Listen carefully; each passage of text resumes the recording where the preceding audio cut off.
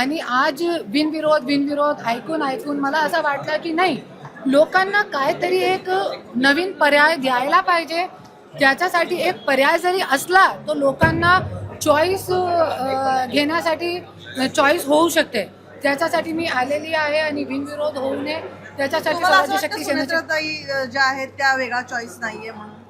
नाही, असं नाहीये, मी असं सांगू शकत नाही त्यांच्याबद्दल. पण लोकांना जे प्रजातंत्र आहे आणि लोकशाही जरी वाचवायची असेल तो जे लोकांना एक पर्याय म्हणून कोणता ना कोणता निवडणूक व्हायला पाहिजे आणि निवडणूकमध्ये चांगले उमेदवार पण पाहिजे. त्याच्यासाठी निवडणूकच का? हा, पोटनिवडणुकीतच तुम्ही का भरला अर्ज? याच्या आधी पण विधान परिषदेच्या नाही, मी नवरा वर्सेस बायको मी पर्लीमध्ये उभे राहिली होती.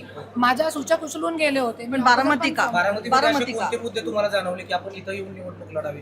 ऐका, मी फक्त बारामतीचे मुद्दे घेऊन मी लढत नाही. मी पूर्ण महाराष्ट्राचे मुद्दे आणि जे आमचे शेतकरी आहे, शेतकरी बांधव, ज्या लोकांना आज न्याय भेटत नाही, कोणताही मंत्री आमदार मुख्यमंत्री न्याय देत नाही, आज त्यांच्या अगोदर त्यांच्या शेतकरी लोकांच्या 7-12 आपल्याला कोरा करायचा आहे. आज मोठे मोठे अडाणी अंबानीला 7-12 कोरे होत आहे त्यांना मोठे मोठे पाठबळ देत आहे. निवडणूक बारामतीची पोटनिवडणूक आहे आणि त्या अनुषंगाने तुम्ही बारामतीतून ही निवडणूक लढवता. म्हणजे एक प्रकारे जर तुम्ही निवडणूक जिंकली तर बारामतीचं नेतृत्व करणार आहात.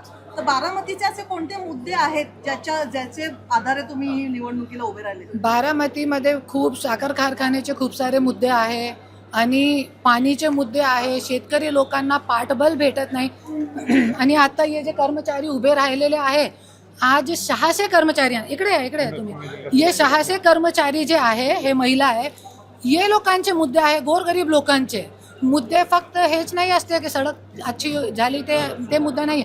हे लोकांना 600 लोकांना नोकरीवरती काढून टाकलेला.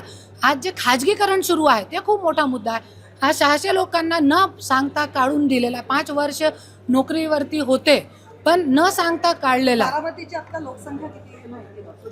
नाही, हे मला माहित नाही. बारामतीच्या 600 लोकांचा तुम्ही विचार करताय. हा. बारामतीमध्ये अशी नाही, किती पण लोकं आहेत असा ऐका, असे खूप लोक आहे.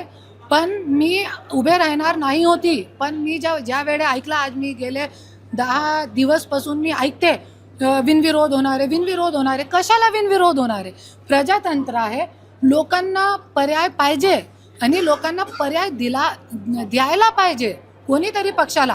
आणि ज्यावेळी मी कालपर्यंत बघितलं आणि माहिती काढली की आजपर्यंत कोणीही मोठ्या पक्षांनी फॉर्म भरलेला नाहीये, कोणीही चांगल्या उमेदवारांनी फॉर्म भरलेला नाही, त्याच्यासाठी मी इकडे आलेली. बारामतीत तुम्ही निवडणूक लढवताय, विजयाची कितपत खात्री आहे तुम्हाला?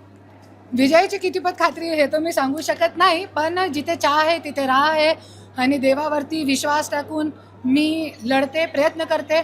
लोकांनी जरी संधी दिली तर हे संधीचा सोना करून मी गोरगरीब लोकांच्यासाठी मी काम करणार आहे.